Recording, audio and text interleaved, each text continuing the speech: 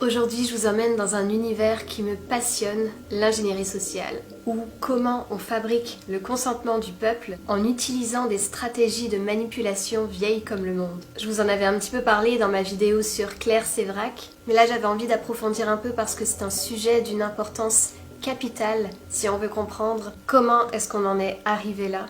Et mon livre du jour est celui-ci.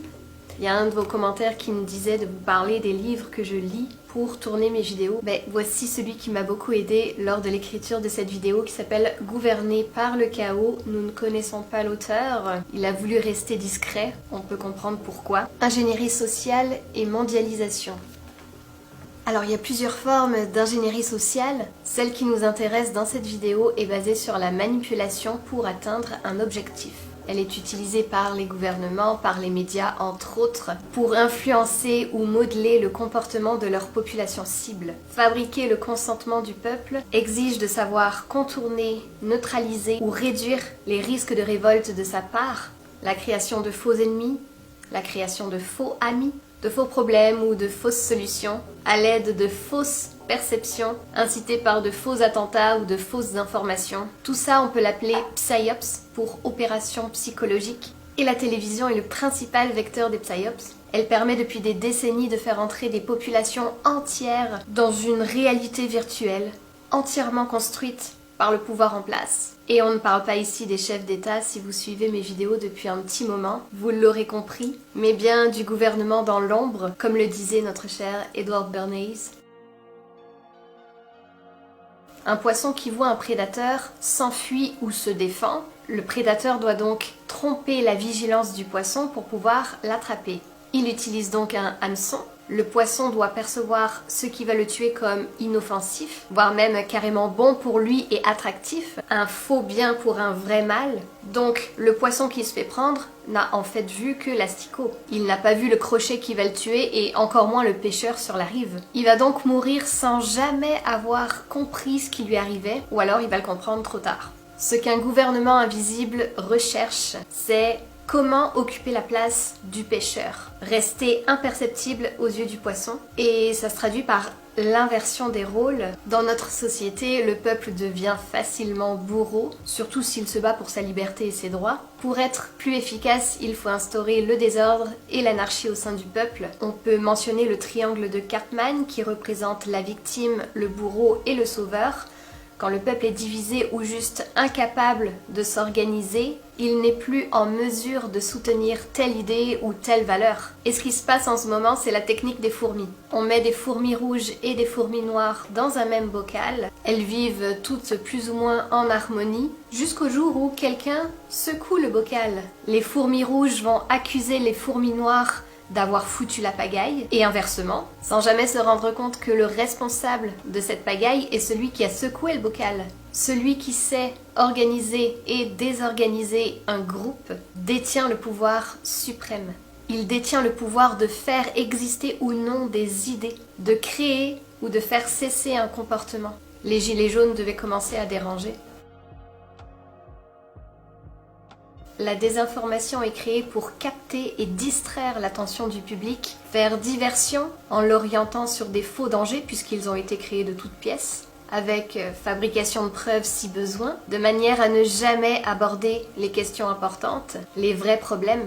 La stratégie de la diversion est aussi indispensable pour empêcher le public de s'intéresser aux choses essentielles, aux connaissances dont il aurait besoin dans les domaines de la santé, de l'alimentation, de la psychologie, de l'économie et bien d'autres, pour faire en sorte que le public soit incapable de comprendre les technologies ou les méthodes utilisées pour son contrôle et son esclavage. On peut utiliser certains termes au lieu de d'autres, éviter d'expliquer certaines choses, sachant que s'il ne comprend pas quelque chose, il y a de grandes chances qu'il n'aille pas chercher l'information par lui-même. Il va se fier aux spécialistes qu'il voit à la télé, qu'il considère d'ailleurs supérieurs à lui-même. On construit une réalité qui repose sur les principes de l'hypnose. La parole de l'hypnotiseur devient alors la réalité de l'hypnotisé. Il s'agit de garder les gens occupés à s'intéresser aux choses futiles, le garder dans l'ignorance et la bêtise, pour qu'il n'ait plus le temps de penser à ce qui a de l'importance. Combien de personnes sont capables de passer des semaines entières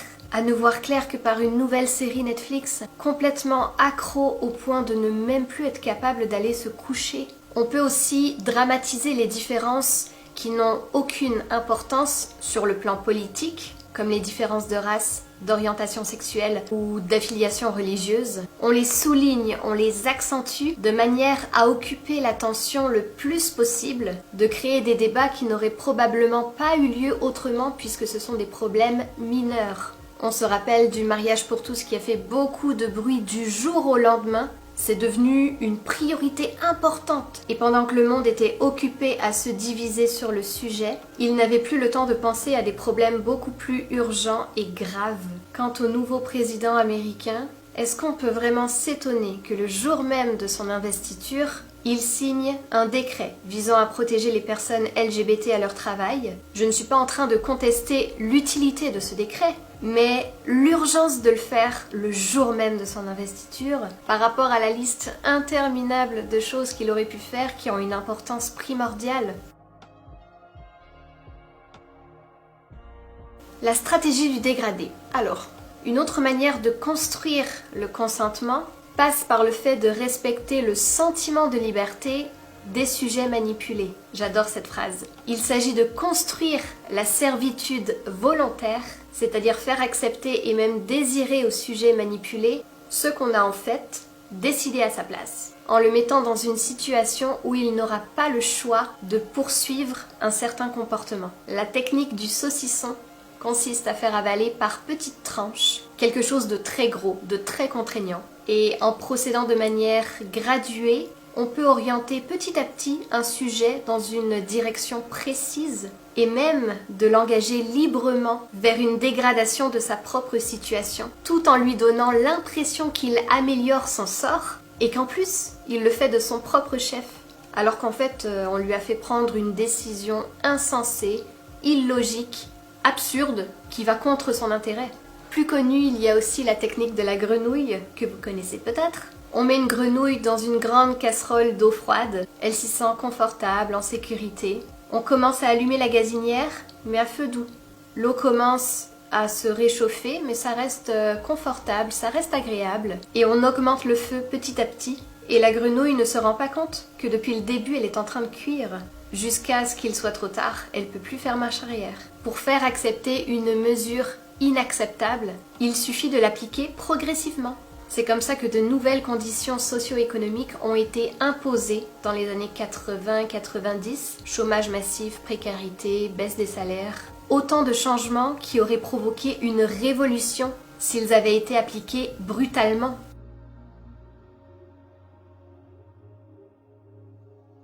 Créer des problèmes puis offrir des solutions. Le pompier pyromane est l'une de ces méthodes de marketing politique qui consiste à créer en amont des problèmes. On crée une situation prévue pour susciter une certaine réaction du public pour qu'il soit lui-même demandeur des mesures qu'on souhaite lui faire imposer. Par exemple, on laisse se développer la violence dans les rues, dans certains quartiers, où on organise des attentats sanglants afin que le public soit demandeur de lois sécuritaires au détriment de sa liberté. La réforme pénale de Christiane Taubira en 2014 illustrait parfaitement cet exemple. Cette réforme visait officiellement à lutter contre la récidive, mais officieusement à protéger les criminels et leur donner toujours plus de lousse. Et on propose des alternatives toujours plus nombreuses à l'emprisonnement, comme les peines probatoires, les amendes, les sursis, tout ça pour favoriser la réinsertion des criminels dans la société. Ce laxisme fait monter intentionnellement le taux de violence urbaine. Ainsi, les gens restent dans la peur.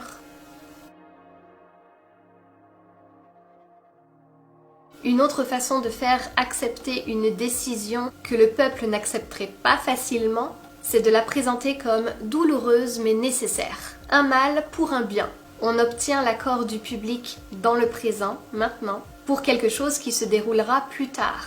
C'est toujours plus facile d'accepter un sacrifice futur qu'un sacrifice immédiat, parce que tu n'as pas besoin d'obéir ou de payer tout de suite. Et quelque part, c'est dans la nature humaine d'espérer que d'ici là, les choses aient changé, que le sacrifice en question n'arrivera pas. C'est aussi une technique parfaite pour laisser du temps aux gens pour s'habituer à l'idée du changement et l'accepter avec résignation le moment venu. Et les exemples pleuvent depuis un an.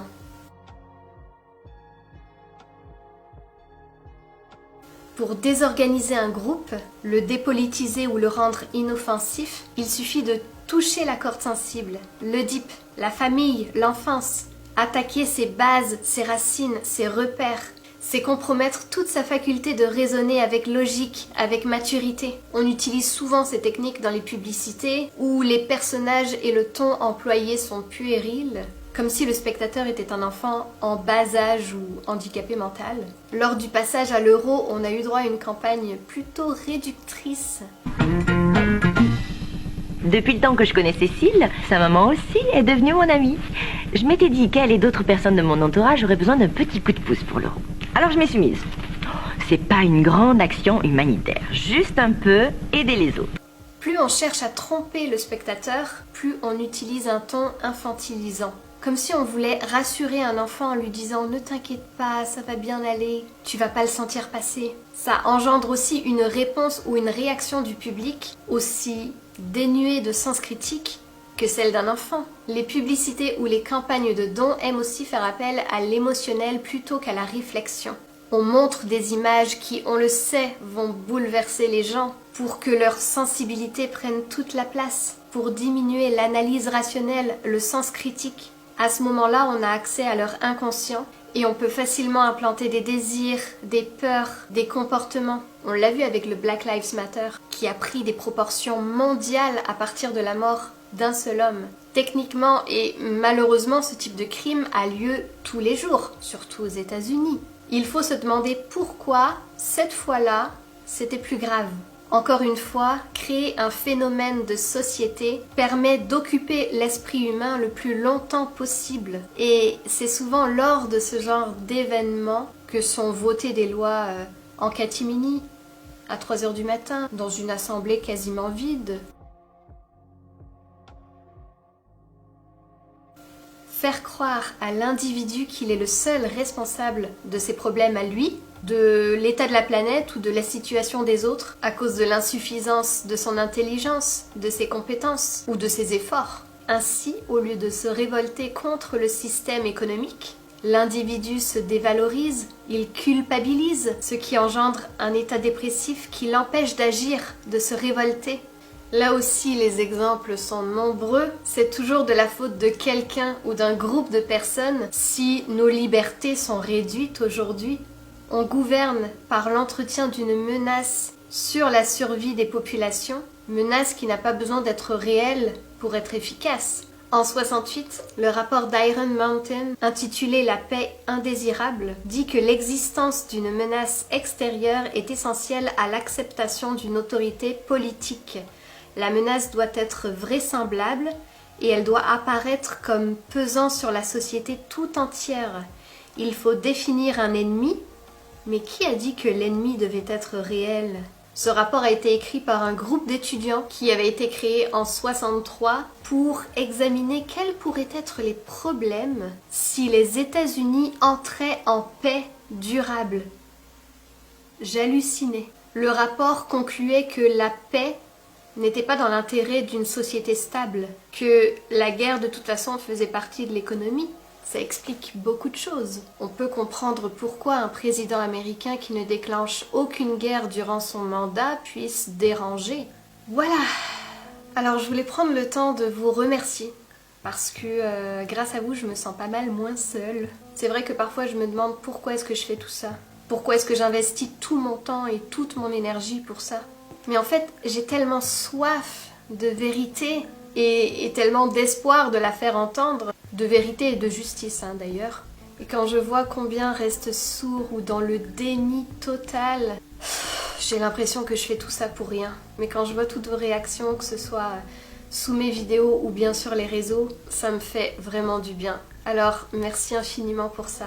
On a besoin de rester soudés en fait. Sincèrement, j'ai pas grand chose à gagner en faisant tout ça. D'ailleurs, ça me coûte beaucoup plus que ce que ça me rapporte, mais j'ai besoin de défendre mes droits, mes valeurs. Je ne dirais pas mes opinions, parce que rendu là, c'est plus une question d'opinion, hein. C'est une question de connaissance et d'ignorance. On ne naît pas avec les connaissances, on doit prendre la décision de les acquérir. Ça veut parfois dire sacrifier du temps réservé à la détente ou au divertissement. Dans mon cas, c'est beaucoup de temps. Mais la vérité n'a pas une grande importance pour beaucoup de gens. C'est pas du tout leur priorité en fait. Voilà pourquoi ils ne ressentent pas le besoin de donner de leur temps à la recherche d'informations. Comme je le disais dans ma vidéo que j'ai publiée sur Instagram et sur Facebook, en 2021, ne pas savoir est un choix.